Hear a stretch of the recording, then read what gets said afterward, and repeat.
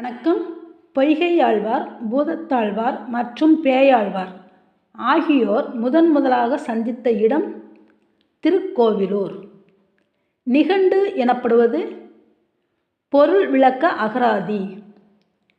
தமிழில் முதலில் தோன்றிய நிகண்டு நூல் திவாகர நிகண்டு ஆகும். ஆபுத்திரன் அமுத சுரபியை யாரிடமிருந்து பெற்றான்?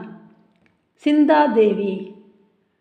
தென்னாட்டு சிங்கம் என்று முத்துராமலிங்க தேவரை சொல்லுவது சால பொருந்தும் என்று கூறியவர் காமராஜர்.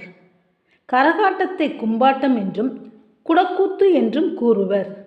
இத்தொடருக்கான வினா: கரகாட்டத்தின் வேறு பெயர்கள் யாவை? நெய்தல் இதற்கான சிறுபொழுது ஏற்பாடு. பின்பனி காலம் மாதம் கூறு. மாசி, பங்குனி. நன்றி.